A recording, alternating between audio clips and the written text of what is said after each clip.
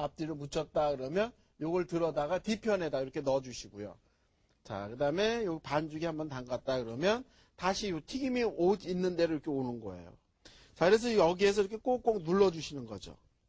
자, 이런 식으로 하면은 이렇게 되는데 이게 너무 넓으면은 예를 들어서 손가락 굵기 모양 이렇게 하셔도 괜찮아요. 자, 그래서 여기다 이렇게 해놓고요. 자, 또 하나를 해서 보여드리겠습니다. 자, 여기에 보면 이렇게 튀김가루, 자, 이렇게 묻혔고요. 그 다음에 튀김 반죽에 담갔다가, 네. 그 다음에 튀김옷을 갖다가 이렇게 입혀주시면 된다는 얘기죠. 그래서 요때 너무 넓으면은 그 가슴살, 안심을, 네, 이렇게 반 갈라서 또 하셔도 되고요. 자, 그래서 이런 식으로 지금 옷이 입혀진 거예요. 자, 그래서 이렇게 옷까지 입혀놨으니까요. 이제 튀기는 거는 잠시 후에 보여드리겠습니다.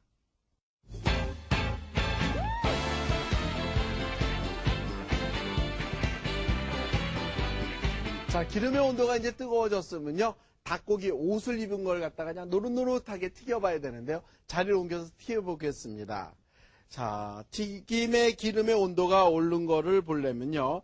여기에다 이렇게 옷을 한번 넣어보세요. 자, 요 정도로 지금 기름의 온도가 올라왔으면은 알맞게 기름의 온도가 데워진 거거든요. 자, 여기에다가 이렇게 넣어서 튀겨보도록 하죠.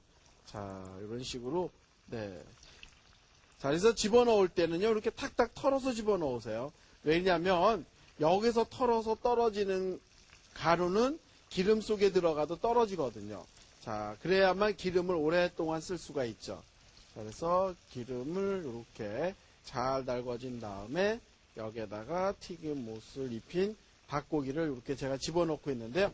요 정도만 넣으면 될 것 같아요. 그래서 여기에 보면 이렇게 노릇노릇하게 됐다라는 생각이 들면은 이렇게 뒤집어 주세요. 뒤집으면서 튀겨내면 되는데요.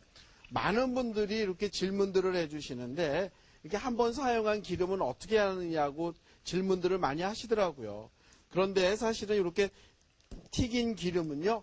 뜨거웠을 때 걸러 주셔야 돼요. 뜨거웠을 때 걸러야만 그 찌꺼기가 타지 않아서 기름을 오랫동안 쓸 수가 있거든요.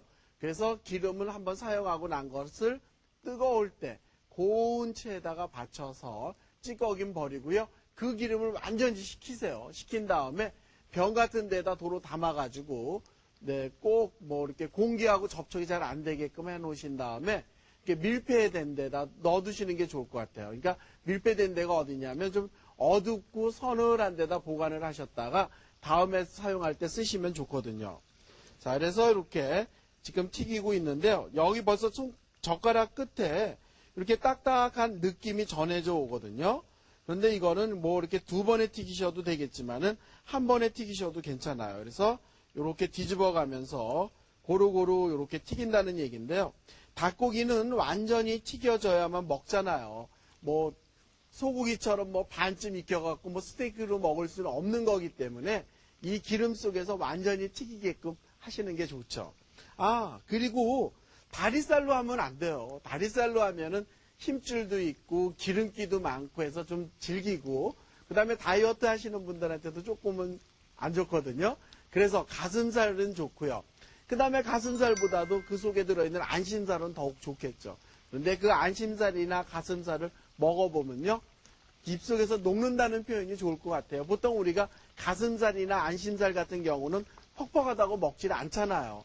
하지만 오늘 여기 케이준 치킨 샐러드에 들어가는 닭고기만큼은 굉장히 부드럽습니다. 그리고 충분히 여기에 양념을 해서 넣었기 때문에 어떤 뭐 맛이 없거나 그렇지 않거든요. 자, 여기에 보시게 되면 이제 벌써 젓가락 끝에 딱딱한 느낌이 전해져 오는데요. 이렇게 하나하나 꺼내 보도록 하겠습니다. 그래서 꺼낼 때는요. 이렇게 접시나 어떤 그 프라이팬에다가 키친타올을 깔고요. 그 다음에 이렇게 건져 놓으시면 좋을 것 같아요. 자, 여기에 이런 식으로 건져 놓는데 색깔 예쁘죠.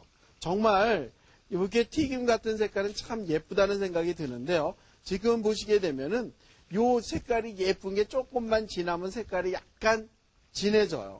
그 이유는요. 기름의 그 온도가 아직도 튀김 그 주재료에 묻어 있기 때문에 색깔이 진해진다는 얘기거든요. 그래서 이 기름 속에서 색깔이 아주 좋다라고 꺼내면은 색깔이 더 검해져서 좋지 않습니다. 그래서 지금 이렇게 닭고기를 튀겨서 준비를 해놓고요. 그러면 제가 한번 담아보고 드레싱을 만들어 볼 텐데요. 자, 담기 전에 드레싱을 한번 먼저 만들어 보도록 하죠. 자, 드레싱을 만들 때는 어떻게 하느냐면요. 자, 볼 좀 이렇게 준비해 놓고요. 자, 여기다 전부 한번 섞어 보도록 하죠. 자, 여기다 섞을 때는, 네, 마요네즈. 아, 조그만 데다 해야 되겠네요. 제가 왜 이러죠? 큰 데다 했다, 작은 데다 했다. 근데 음식 하다 보면 조금 쩔쩔 맬 때도 있죠? 제가 지금 그런 것 같아요. 여기에다 마요네즈에다가 이렇게 레몬즙 넣어주시고요. 그 다음에 넣는 게 뭐냐면 머스터드. 머스터드가요, 서양 겨자예요. 이렇게 머스터드 여기다 넣어주시고요. 자, 그 다음에 또 넣는 게 뭐냐면, 네, 파세리 다진 거. 여기다 이렇게 넣어주세요. 파세리 다진 거 넣어주시고. 그 다음에 여기다가 꿀을 넣어주는 거예요. 허니 머스터드는 달달이라는 뜻이잖아요. 허니 꿀. 네, 그래서 여기에 꿀이 이렇게 듬뿍 들어갑니다. 자, 여기에 꿀 이렇게 넣어주시고요. 근데 요 드레싱 먹어보면요, 정말 맛있어요. 케이준뿐이 아니라 아이들 뭐 다른 요리 먹을 때 이렇게 찍어 먹게끔 해줘도 상당히 좋거든요. 자, 여기에다 이렇게 흰 후추 좀 넣어주시고. 자, 그 다음에 넣는 게 뭐냐면 소금은 조금 가감하는 거거든요.